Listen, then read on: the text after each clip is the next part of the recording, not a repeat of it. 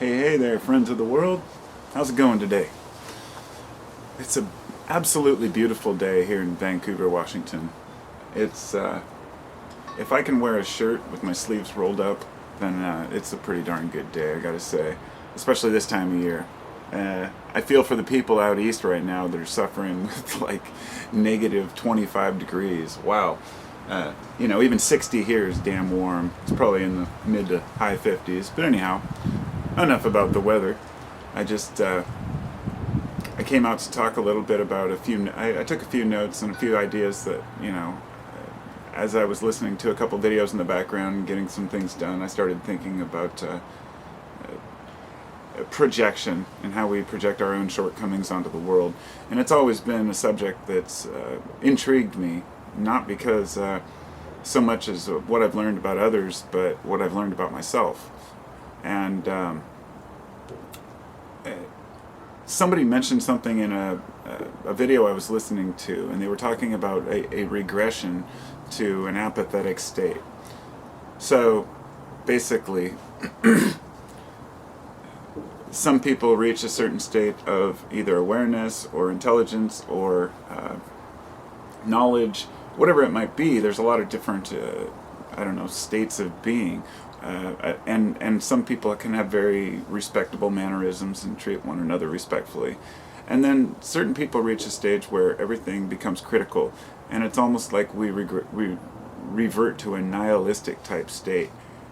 And the reason why this hit home, I guess, is because sometimes I found myself feeling this way. That the world's full of idiots, and then the next day, wow, people are amazing. And it's kind of an ambivalence between two different mindsets. And I know that most people mean well, and most people aren't out to get anybody else, but still we are constantly bombarded with the nonsense that people do around us, even well-meaning and well-intentioned, the same kind of things that we do ourselves. So I notice this online a lot with people who are very intelligent. They will become very dismissive, cynical, sarcastic, and they're almost seeking conflict to argue, rather than using that intelligence and awareness for bringing people together. For some reason in their own lives it hasn't worked out. So this kind of leads to a projection, and what the main premise here is the idea that there are some people out there who will accuse you throughout your life of some really strange things, and it's bound to happen to everybody. The more you have encounters with people, and the more different types of people you encounter, and the more different subjects you talk about, the more of a chance that somebody's going to project their own shortcomings onto you.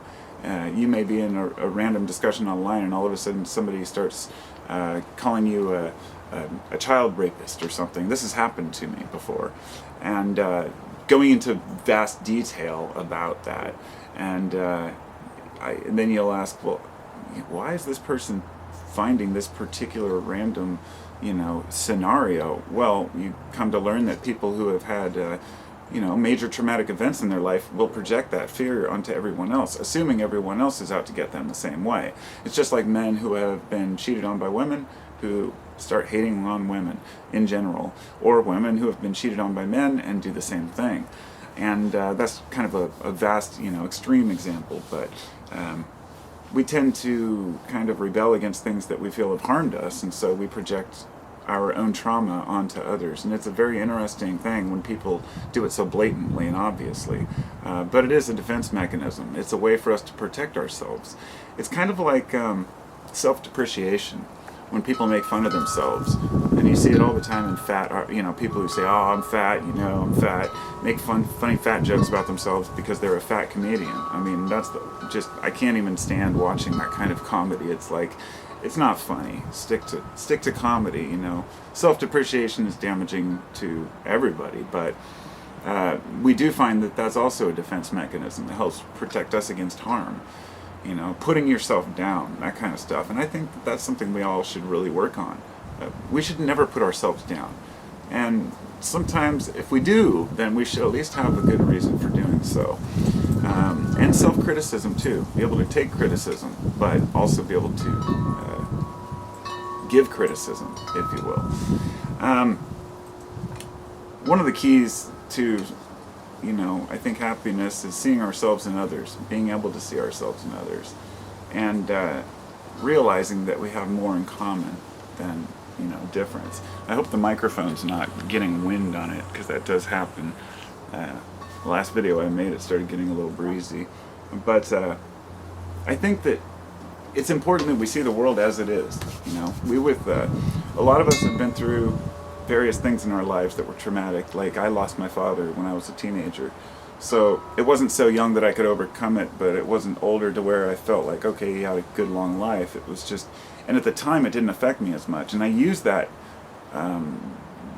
mindset that I had at the time, and I look back and I think, wow, I didn't realize how much it affected me until later. And the same thing happens with everything. And so being open and honest about everything in life is, I think it goes a long way.